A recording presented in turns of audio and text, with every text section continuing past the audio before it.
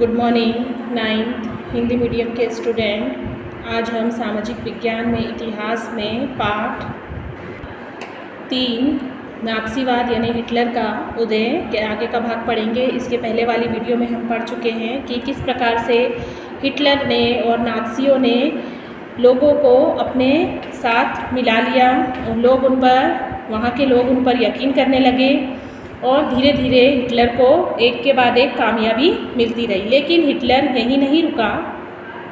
साख्त ने हिटलर को सलाह दी थी कि सेना और हथियारों पर ज़्यादा पैसा खर्च ना किया जाए क्योंकि सरकारी बजट अभी भी घाटे में ही चल रहा था। लेकिन नाज़ी जर्मनी में एतिहाद पसंद लोगों के लिए कोई जगह नहीं थी।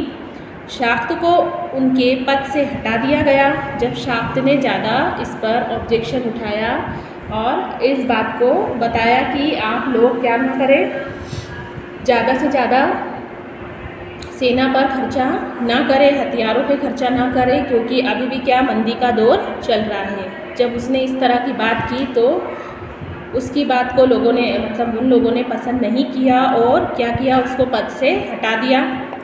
हिटलर ने आर्थिक संकट से निकलने के लिए युद्ध का विकल्प चुना। वह राष्ट्रीय सीमाओं का विस्तार करते हुए ज़्यादा से ज़्यादा संसाधन इकट्ठा करना चाहता था और इसी लक्ष्य को ध्यान में रखते हुए सितंबर 1939 में उसने पोलैंड पर हमला कर दिया। कहाँ हमला कर दिया? पोलैंड पर। इसकी वजह से फ्रांस और इंग्लैंड के साथ भी उसका युद्ध शुरू हो गया। सितंबर 1940 में जर्मनी ने इटली और जापान के साथ एक त्रिपक्षीय संधि पर हस्ताक्षर किए और इस संधि से अंतर्राष्ट्रीय समुदाय में हिटलर का दावा और भी मजबूत हो गया। यूरोप के ज़्यादातर देशों में नाज़ी जर्मनी का समर्थन करने वाली कठपुतली सरकारें बिठा दी गई और 1940 के अंत में हिटलर अपनी ताकत के शिखर पर था, सबसे ज़्यादा ताकतवर सिद्ध हुआ। अब हिटलर ने अपना सारा ध्यान पूर्वी यूरोप को जीतने में दीर्घकालिक सपने पर केंद्रित कर दिया। अब उसका क्या सपना था कि वो पूरा पूर्वी यूरोप जीत लेगा। वह जर्मन जनता के लिए संसाधन और रहने की जगह का इंतज़ाम करना चाहता था। जून 1941 में उसने सोवियत संघ पर हमला कर दिया और उसने क्या किया? जून में किस पर हमला कर दिया? सोवियत संघ। यह हिटलर की एक ऐतिहासिक बेवकूफ़ी थी। उसने सबसे बड़ी बेवकूफ़ी यहीं पर की थी और इसको इतिहास में भी लिखा गया है। इस आक्रमण से जर्मन पश्चिमी मोर्चा ब्रिटिश वायु सैनिकों के बमबारी की चपेट में आ गया, जबकि जो पूर्वी मोर्चे पर सोवियत सेनाएं थीं वो जर्मनों को नाको चने चबवा रही थी। सोवियत लाल सेना ने स्टालिनग्राद में जर्मन सेना को घुटने टेकने पर मजबूर कर दिया और सोवियत लाल सैनिकों ने पीछे हटते जर्मन सिपाहियों का आखिर तक पीछा किया और अंत में वे बर्लिन के बीचों बीच जा पहुँचे। इस पूरी घटना ने अगली आधी सदी के लिए समूचे पूर्वी यूरोप पर किसका वर्चस्व स्थापित कर दिया? सोवियत संघ का। जबकि हिटलर यहाँ पर क्या करना चाहता था? अपना दबदबा कायम करना चाहता था। अमेरिका इस युद्ध में फंसने से लगातार बचता रहा, वो दूरी रहा इन सब बातों से। अमेरिका पहले विश्व युद्ध की वजह से पैदा हुई आर्थिक समस्याओं को दोबारा नहीं झेलना चाहता था। पहले ही उसने आर्थिक मंदी का दौर देख चुका था और अब वो इसमें और आगे हस्तक्षेप नहीं करना चाहता था। लेकिन वह लंबे समय तक युद्ध से दूर भी नहीं रह सकता था। यूरोप में जापान की ताकत क्या हो रही थी? फैलती जा रही थी। उसने फ्रेंच, इंडो चाइना पर कब्जा कर लिया था। प्रशांत महासागर में अमेरिकी नौसैनिक ठिकानों पर हमले की पूरी योजना बना ली थी और जब जापान ने हिटलर को समर्थन दिया और पर्ल हार्बर पर अमेरिकी ठिकानों पर बमबारी का निशाना बनाया गया तो अमेरिका भी दूसरे विश्व युद्ध में कूद पड़ा। उसने भी अब कहाँ शामिल हो गया? वह भी दूसरे विश्व युद्ध में। यह युद्ध मई 1945 में हिटलर की पराजय और जापान के हिरोशिमा शहर पर अमेरिकी परमाणु बम गिरने के साथ खत्म हुआ। आपने पढ़ा होगा कि किस तरह से अमेरिका ने हिरोशिमा, जापान के 2 शहर थे हिरोशिमा और नागासाकी पर परमाणु परीक्षण किया था और परमाणु बम गिराकर पूरा का पूरा शहर ही क्या कर दिया था? उसने नष्ट कर दिया था, खत्म कर दिया था। दूसरे विश्व युद्ध के इस संक्षिप्त ब्यौरे के बाद अब हम एक बार फिर किसके तरफ लौटते हैं? हेलमुट की कहानी की तरफ कि हेलमुट और उसके पिता की कहानी पर हमने जब गौर किया तो किस तरह से हेलमुट के पिता ने अपने खुद को ख़त्म कर दिया था, उसके पिता ने आत्महत्या कर ली थी और यह युद्ध के दौरान नाज़ी जुल्मों की कहानी दर्शाती है। अब हम पढ़ेंगे नाज़ियों का विश्व दृष्टिकोण क्या था। नाज़ियों ने जो अपराध किए वे खास तरह की मूल्य मान्यताओं, एक खास तरह के व्यवहार से संबंधित थे। नाज़ी विचारधारा हिटलर के विश्व दृष्टिकोण का पर्यायवाची थी। अब इस विश्व दृष्टिकोण में सभी समाजों को बराबरी का हक नहीं था। वे नस्ली आधार पर या तो बेहतर थे या कमतर थे। इस नज़रिए में ब्लॉन्ड नीली आंखों वाले नॉर्डिक जर्मन आर्य, अब वो कैसे थे दिखने में? नॉर्डिक जर्मन आर्य, उनकी ब्लॉन्ड नीली आंखें थी, सबसे ऊपरी और यहूदी सबसे निचली पायदान पर आते थे। सबसे ऊपर कौन आते थे? यहूदी, और सबसे निचली पायदान पे आते थे ये।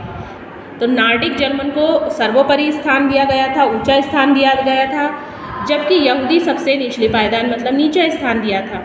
यहूदियों को नस्ल विरोधी यानी आर्यों का कट्टर शत्रु माना जाता था। बाकी तमाम समाजों को उनके बाहरी रंग रूप के हिसाब से जर्मन आर्यों और यहूदियों के बीच ही रखा गया था। हिटलर की नस्ली सोच चार्ल्स डार्विन और हॉर्बर्ट स्पेंसर जैसे विचारकों के सिद्धांत पर आधारित थी। डार्विन प्रकृति विज्ञानी था, प्रकृति को पसंद करता था। विकास और प्राकृतिक चयन की अवधारणा के जरिए उसने पौधों और पशुओं की उत्पत्ति की व्याख्या का प्रयास भी किया था। बाद में हॉर्बर्ट स्पेंसर ने अतिजीवितता का सिद्धांत भी बताया जो सबसे योग्य है, वही जिंदा बचेगा, यह विचार दिया।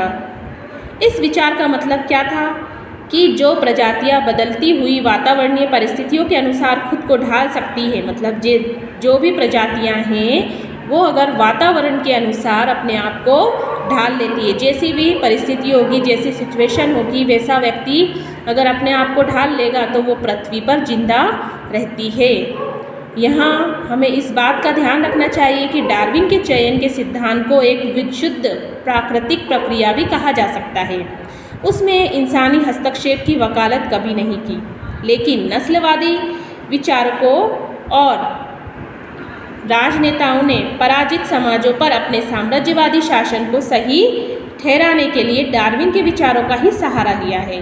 डार्विन के विचार जो कि सबसे अहम बात बताते हैं, वो एक प्रकृति प्रेमी था, इसलिए उसके विचार प्रकृति से संबंधित ही रहे।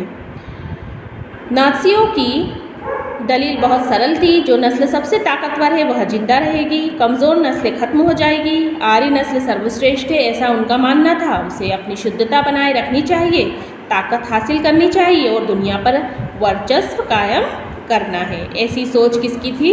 नाज़ियों की थी। हिटलर की विचारधारा का दूसरा पहलू आता है लेबेनस्राउम या जीवन परिधि, भू राजनीतिक अवधारणा से संबंधित था। वह मानता था कि अपने लोगों को बसाने के लिए ज़्यादा से ज़्यादा इलाकों पर कब्जा करना चाहिए। उसकी सोच क्या थी कि अगर अपने लोगों को बसाना है तो सबसे पहले क्या करें, हम इलाकों पर अपना कब्जा करें। इससे मात्र देश का क्षेत्रफल भी बढ़ेगा और नए इलाकों में जाकर बसने वालों को अपने जन्म स्थान के साथ गहरे संबंध बनाए रखने में मुश्किल भी पेश नहीं आएगी। हिटलर की नज़र में इस तरह जर्मन राष्ट्र के लिए संसाधन और बेहिसाब शक्ति इकट्ठा की जा सकती थी। पूरब में हिटलर जर्मन सीमाओं को फैलाना चाहता था। कहाँ फैलाना चाहता था जर्मन सीमाओं को? पूरब में, ताकि सारे जर्मनों को भौगोलिक दृष्टि से एक ही जगह इकट्ठा किया जा सके, सब एक ही जगह रहने लग जाए। पोलैंड इस धारणा की पहली प्रयोगशाला बना। सबसे पहले कहाँ पर उन्होंने रहना स्वीकार किया? पोलैंड। अब हम पढ़ेंगे नस्लवादी राज्य की स्थापना। सत्ता में पहुंचते ही नाज़ियों ने शुद्ध जर्मनों के विशिष्ट नस्ली समुदाय की स्थापना के सपने को लागू करना शुरू कर दिया और सबसे पहले उन्होंने विस्तारित जर्मन के साम्राज्य में मौजूद उन समाजों या नस्लों को खत्म करना शुरू किया जिन्हें वे अवांछित मानते थे, सही नहीं मानते थे। शुद्ध और स्वस्थ नॉर्डिक आर्यों का समाज बनना चाहिए। उनकी नज़र में ऐसे लोग ही वांछित थे जो तरक्की और वंश विस्तार के योग्य माने जाते थे और बाकी सब अवांछित थे। अब इसका मतलब यह निकला कि ऐसे जर्मन को भी जिंदा रहने का कोई हक नहीं जो नाज़ी, अशुद्ध और असामान्य हो। उनका दावा था कि यूथनेसिया यानी दया मृत्यु कार्यक्रम के तहत बाकी नाज़ी अफसरों के साथ साथ हेलमुट के पिता ने भी असंख्य ऐसे जर्मनों को मौत के घाट उतारा था जिन्हें वह मानसिक या शारीरिक रूप से अयोग्य मानते थे। तो यही सोच उनको क्या करती है, बहुत ज़्यादा क्रूर बनाती है। यहाँ तक आपको इस पाठ को पढ़ना है।